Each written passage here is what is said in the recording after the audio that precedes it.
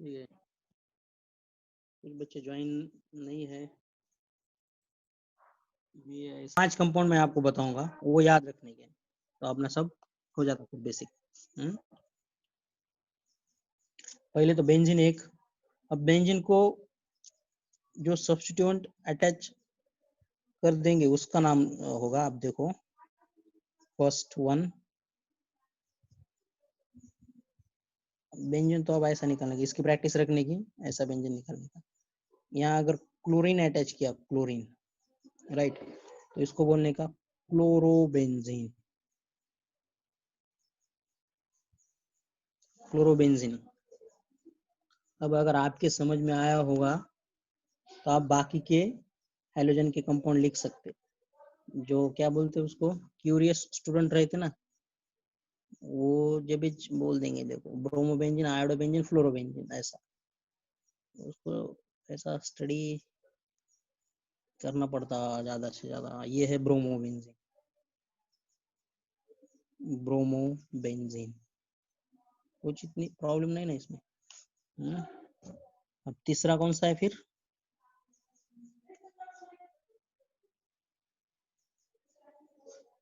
Chlorine को chloro बोलते, bromine को ब्रोमो बोलते, तो आयोडीन को क्या बोलेंगे, आयोडो, आयोडोबेंजीन, राइट। और एक है फ्लोरोबेंजीन, मगर वो जाने दो, वो नहीं देता मैं अभी। यहाँ क्या है वो, फ्लोरोबेंजीन, वो आप लिखो, 3 हो गए। नेक्स्ट फोर्थ वन, अगर बेंजीन रिंग को अगर OH अटैच है, OH ग्रुप, ये पूरा बेंजीन रिंग और ये OH अटैच है, तो इसको बोलने का फिनॉल, फिनॉल। ओके, अब मैंने कल आपको, ओके, फिनॉल बोलने का, इसको फिनॉल। अब आ रहा, क्या आवाज आ रहा मेरा सबको? देन नेक्स्ट, अगर बेंजीन रिंग को NO2 ग्रुप अटैच है, NO2, तो ये जो NO2 ग्रुप है, यहाँ लिखता मैं, NO2 ग्रुप को बोलते नाइट्रो, क्या बोलते उसको, नाइट्रो। तो इस कंपाउंड का नाम क्या है फिर, नाइट्रोबेंजीन, नाइट्रोबेंजीन इस कंपाउंड का नाम है। Okay, nitrobenzene. और एक लास्ट देता मैं, अगर बेंजीन को CH3, अब मैंने अल्किल ग्रुप आपको बोले वाले सब, CH3 का नाम क्या है फिर, मिथिल, इसलिए इस कंपाउंड का नाम है मिथिल बेंजीन, मिथिल बेंजीन। अगर इथिल अटैच है तो इथिल बेंजीन बोलने का। इसका अनदर नेम, कॉमन नेम है टोलुइन, ये आपको अभी मालूम नहीं होगा, मगर बाद में पता चल जाएगा। ओके, ये है बेंजीन के कंपाउंड्स।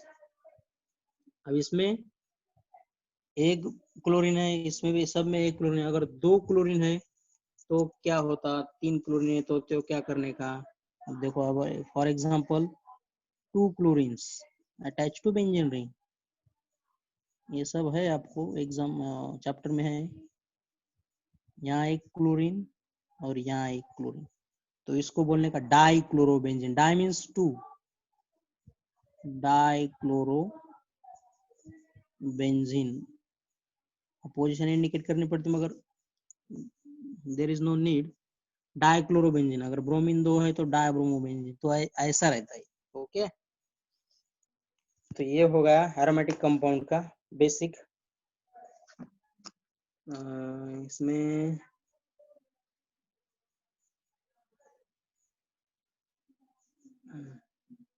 केकुले ने बेंजीन का ये डिस्कवर किया। जस्ट 1 मिनट, देखता मैं और कुछ इम्पोर्टेंट है क्या तो।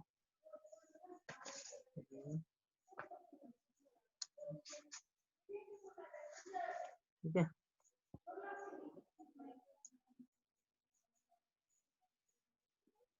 नहीं है कुछ इम्पोर्टेंट नहीं, खाली बेंजीन का मॉलिक्यूलर फार्मूला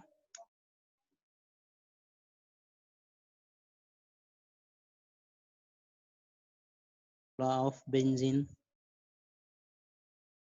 क्या है, राइट, C6H6 और स्ट्रक्चरल फार्मूला ऐसा है।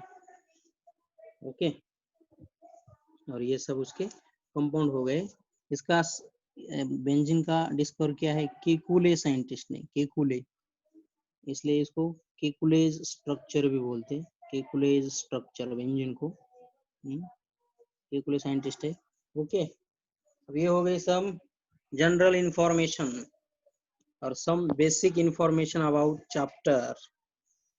ओके, हाँ, molar mass. Okay, molar mass एक अच्छा हुआ आपने पूछा, राइट राइट राइट, उसके बारे में मैं थोड़ा बता देता आपको। ये जो मोलार मास कंसेप्ट है, मोलार मास, मोलार मास की डेफिनेशन है sum of the sum of atomic masses in the molecule,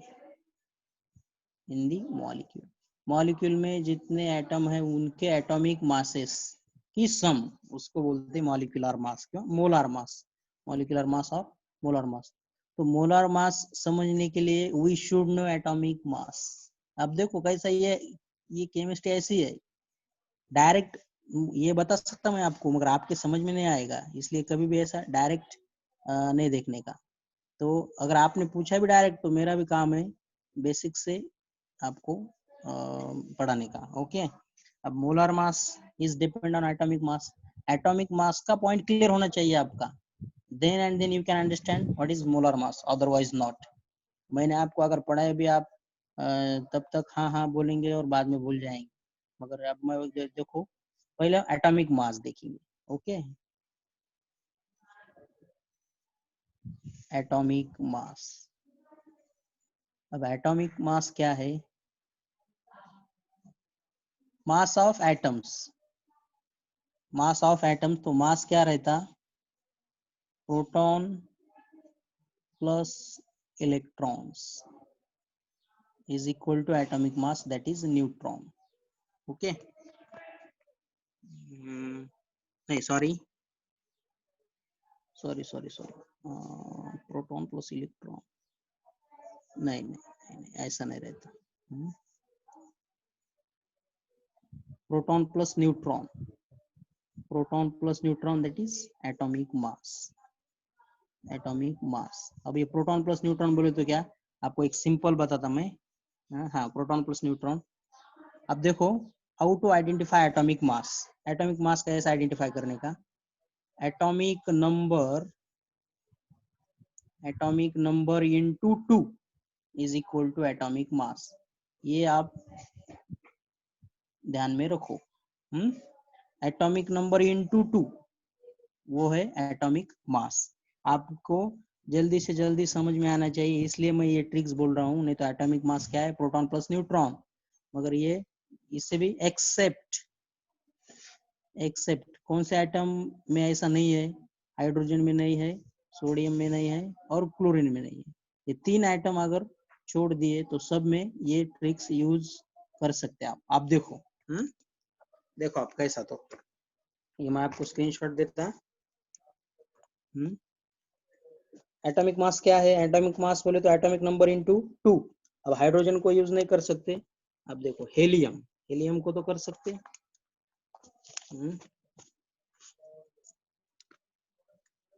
element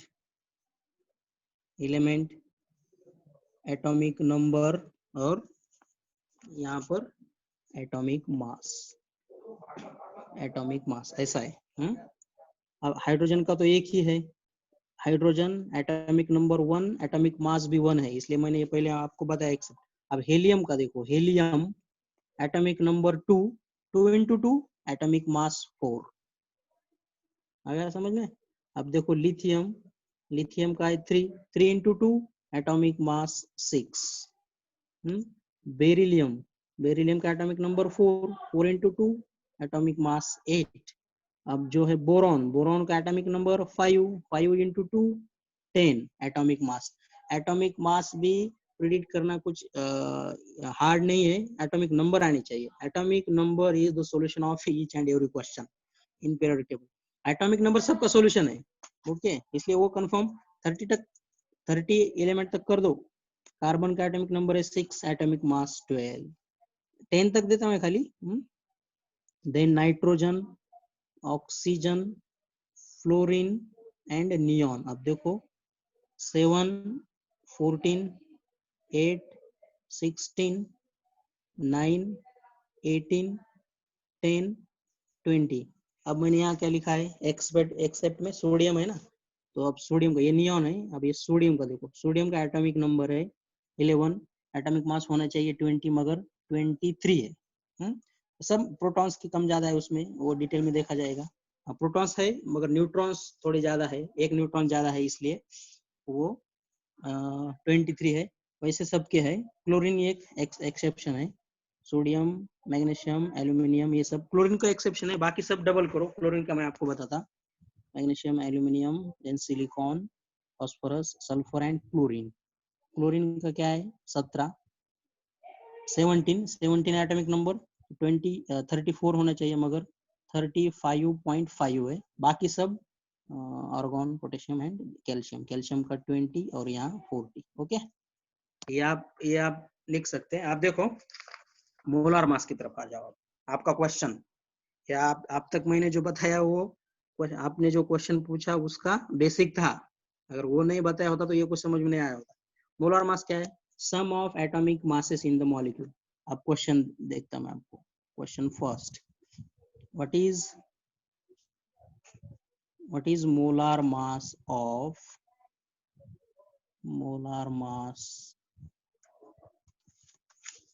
just 1 minute, what is molar mass of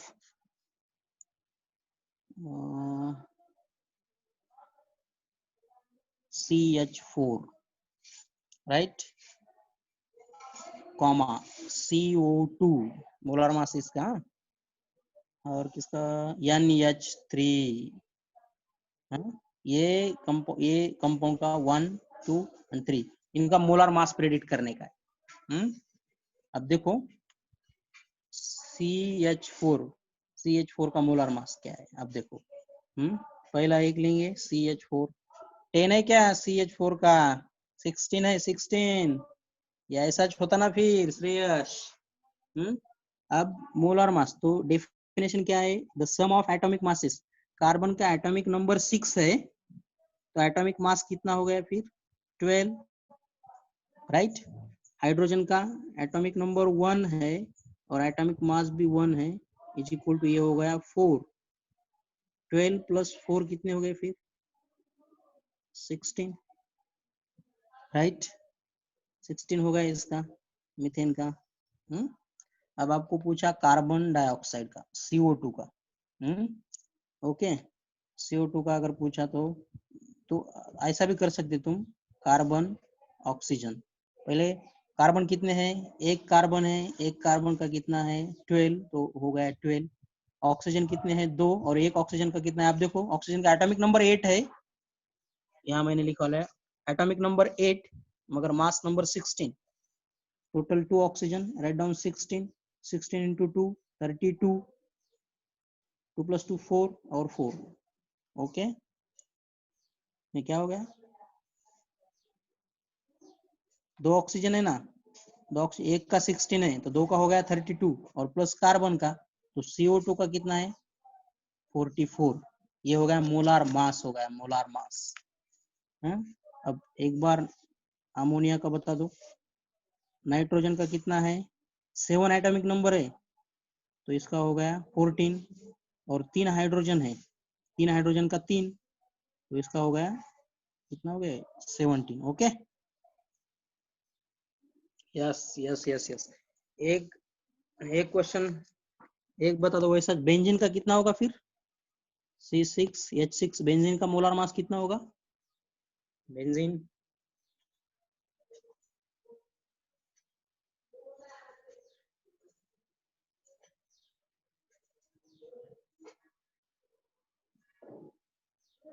C6H6 का 78 बराबर है क्या, ये 12 है, 12×60 72, और ये 6 राइट 78 बराबर है 72, सॉरी 78, और लास्ट वन H2O का कितना है फिर इसका 16 ऑक्सीजन का, और ये 2 हाइड्रोजन कितना होगा 18, H2O का कितना है 18। हाँ आया, समझ में आया मोलर मास क्या है तो? किसने पूछा था question? Shreyas, do you understand?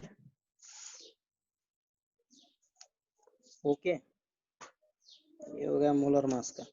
ये मोलर मास का और डिटेल देखने का है, इसमें ये खाली 2-3 एग्जांपल देखे हमने, मगर इसका भी और डिटेल देखने का है मोलर मास का। मोलर मास 12th को एक चैप्टर है सॉल्यूशन एंड क्वालिटेटिव प्रॉपर्टीज, उसमें कुछ प्रॉब्लम है मोलर मास के, और उसमें बड़े बड़े कंपाउंड का मोलर मास निकालने का, जैसे H2SO4। हाँ आपको देता मैं होमवर्क के लिए सब ये स्क्रीनशॉट देता। अब H2SO4 यहाँ सल्फर का निकालो आप।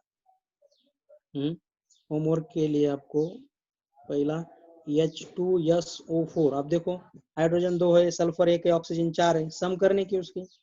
और दूसरा है दूसरा क्या दूं,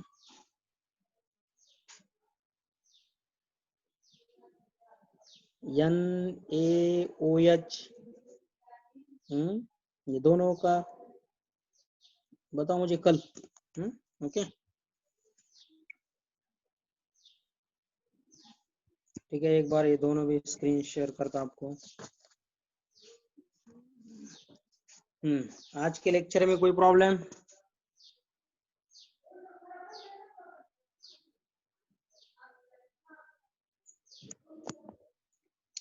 ये कुछ फेयर करने का नहीं, ये सब आपको बेसिक में है, कुछ नोटबुक खराब करने की नहीं, इसलिए इसके लिए ये खाली एक रफ पेज में, रफ नोटबुक में लिख के लिखो और रीडिंग करो खाली।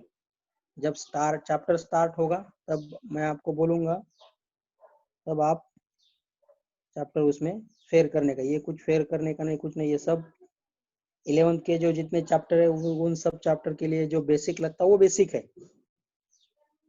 इसमें कुछ हेडिंग नहीं, कुछ नहीं, कुछ नहीं। ओके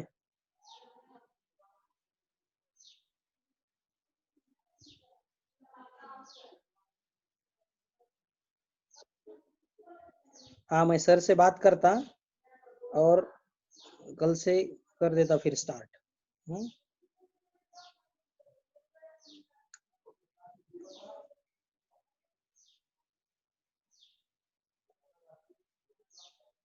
कल से करता। ये हो गया सब। ओके नेक्स्ट, अब देखो ये इसमें होमवर्क भी है।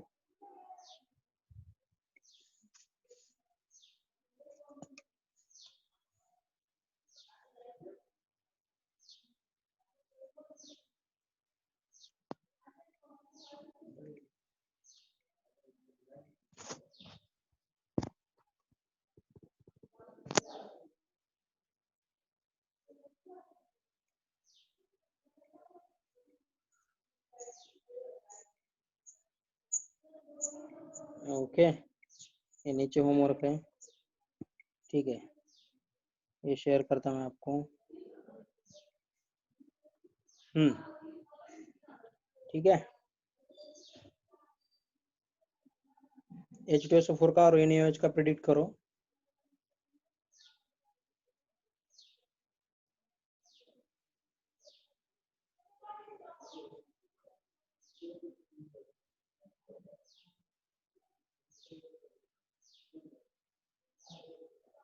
Okay did you take screenshot?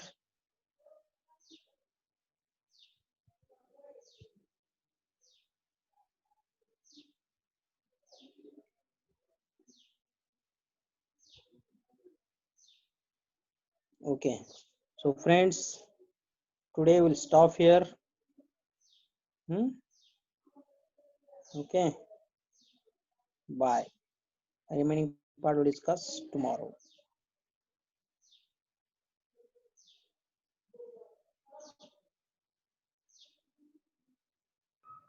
Thank you sir. Okay okay.